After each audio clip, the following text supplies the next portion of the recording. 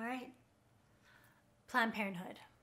Let's talk about it. The Senate has overturned a regulation forcing states to give Title X money to organizations that perform abortions on top of other healthcare.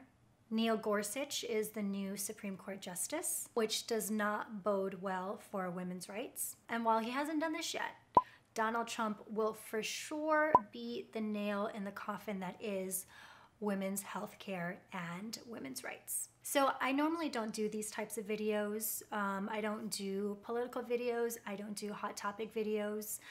But I can't really stay quiet about this anymore. I'm just going to start off with the obvious so you know what kind of video you're getting yourself into. I am pro-choice. I believe in a woman's right to choose. I have been a patient of Planned Parenthood for at least 10 years, and I have never had an abortion. Abortion and Planned Parenthood is a hot topic, man. It's very emotional on both sides, and it will never be a topic that we can all agree upon. There will always be pro-choicers and there will always be pro-lifers. That is just the way it's gonna be. So we need to accept that. But some people just can't accept facts, and here's the facts. Only 3% of the services provided at Planned Parenthood are abortions. I've read on a lot of right-wing websites that 97% of services provided at Planned Parenthood are abortions. That's just not true. And for some people, that is just 3% is just still too big of a percentage. And I get that, and I totally agree. The abortion rate in the United States should be 0. Wouldn't that be great? Outside of that, the rest of that 97% of people who go to Planned Parenthood go for basic health care, family planning services, STI testing, cancer screenings, getting birth control. And it's not just women going to Planned Parenthood. 10% of patients are men. And as someone who has sat in a wide range of Planned Parenthood waiting rooms up and down California, I can tell you that every time I go, at least 30% of the people there are men. So for those who are pro-life and are so eager to take away a woman's right to choose and so eager to defund Planned Parenthood, not only are you taking away healthcare from women, but you are also taking away healthcare from men and from children, all because 3% of the services provided are abortions. You are completely screwing the rest of the 97% of the people who go to Planned Parenthood. And by the way, Planned Parenthood sees 2.5 million people a year. So you're taking away healthcare, or you're wanting to take away healthcare from about, 2.4 million people just because you're so hell-bent on taking away a woman's right to choose and defunding Planned Parenthood? Well, Asia, I'm pro-life and I don't want my tax dollars funding abortions. Okay, they're not. It is literally illegal. It's called the Hyde Amendment, and it prevents any federal funding from funding abortions. So your money was never paying for abortions. What your money was paying for was family planning, STI testing, cancer screening, and birth control. That was what your money was paying for. Well, Asia, those patients can just go to another healthcare provider. There are a ton. If you're one of those people following the thought process of Paul Ryan, you are terribly naive. Again, Planned Parenthood sees 2.5 million patients a year. There is no way in hell the healthcare community can pick up that slack. When I was in college and had health insurance, I called to make an appointment at a hospital just for my yearly checkup, and they couldn't see me for 2 months. For an entire 2 months, and that was with Planned Parenthood still being here. I mean, I couldn't wait 2 months, so I called Planned Parenthood and they were able to see me later on that week. Could you imagine how long that wait will be after defunding Planned Parenthood? By the way, a lot of physicians aren't even taking new patients on right now. Plus, in a lot of communities, including Paul Ryan's, Planned Parenthood is the only healthcare option available, period. So where do you think those people are gonna go? Well, Asia, you as women just need to be more responsible about not getting pregnant. 1, you're a douchebag. 2, we're trying, but the government may take away that option for us. For many people, including myself, Planned Parenthood is the only affordable way to get birth control. And it's not just the pill, it's any form of birth control they can provide. So by people wanting to defund Planned Parenthood, you're taking away some people's only option of affordable birth control. So what will probably happen in one fail swoop of a pen is the government is going to undo decades of hard work to ensure that low-income women have access to health care. Take abortion out of the picture because honestly, no one wants to have an abortion. Here's my thing. If you're pro-life, which I totally respect and I get it, if you want to get rid of abortion, you need to take a couple steps back and think,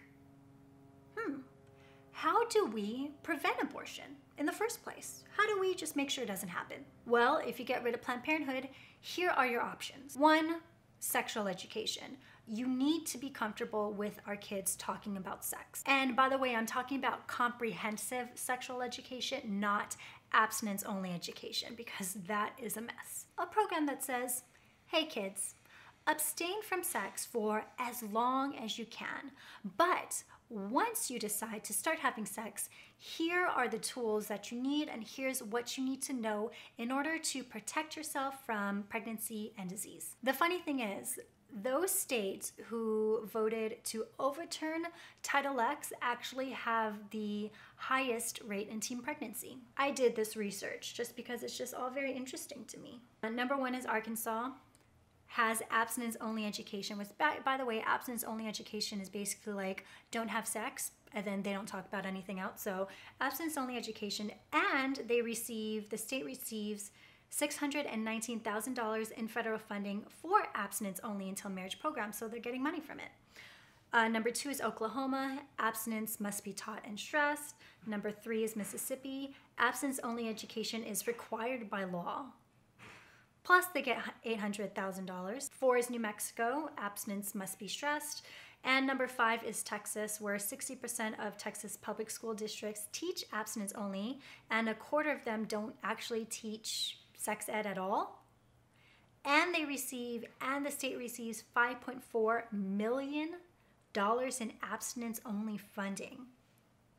So you're not only taking away a woman's right to choose, but you're also taking away a woman's right to be educated. And obviously not just girls, but guys too. This is all information that teens need to know. You don't want women to have abortions, but you're also not teaching women about sex, about their options, about what to do once they start having sex. Comprehensive sexual education works. When young people have information about sex, disease, and pregnancy, not only do they prolong having sex in the first place, but they also use safe sex practices once they do start having sex. And the second way to prevent abortion is to make birth control readily and affordably available. And for many people, Planned Parenthood is the only option in which we can get affordable birth control. Like 76% or something ridiculous of patients who go to Planned Parenthood are under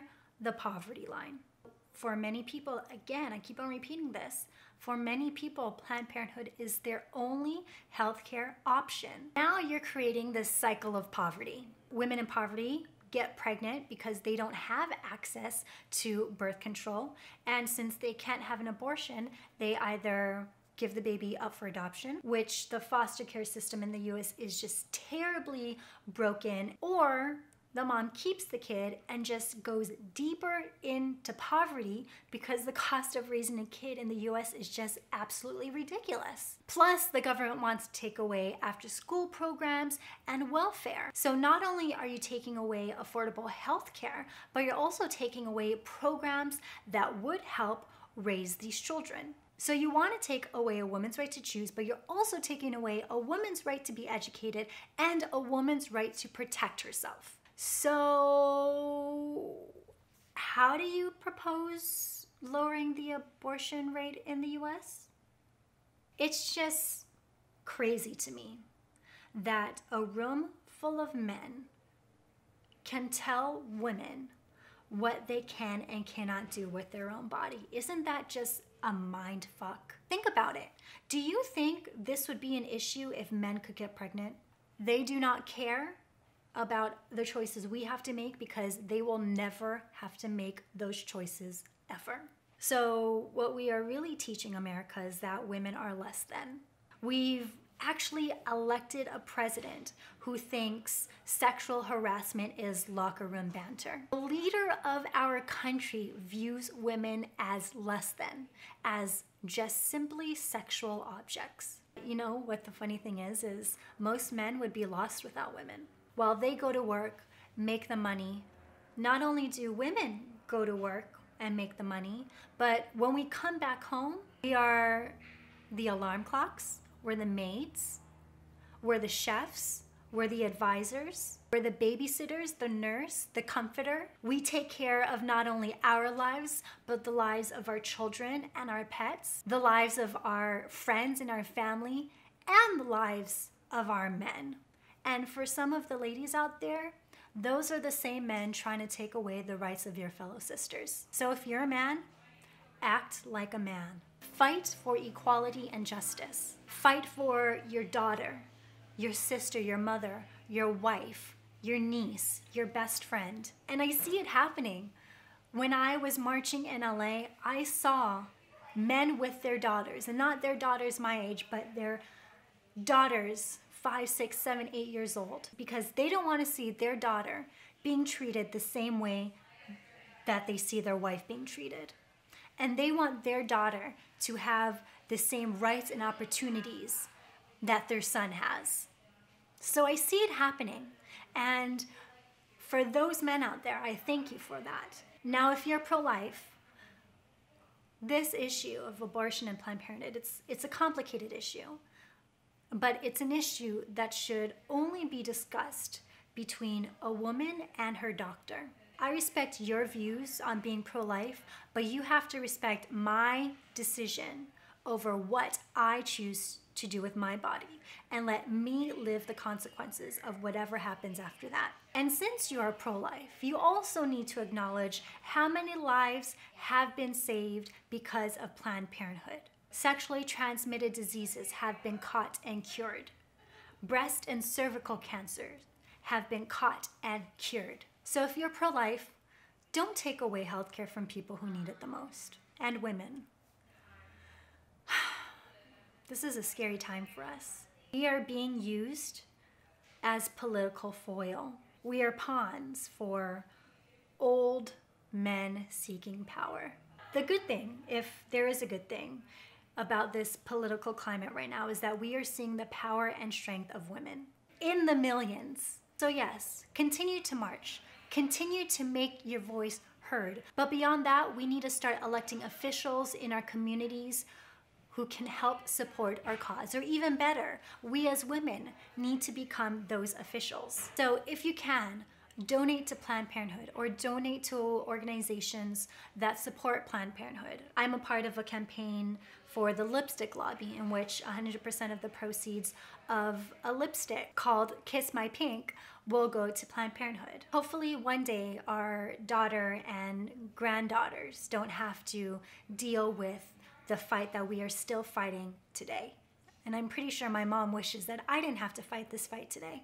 But until that day is guaranteed, we continue to fight, we continue to make our voices heard, and we continue to disrupt the status quo.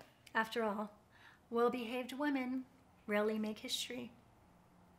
I'm Asia Dang. Thanks for watching.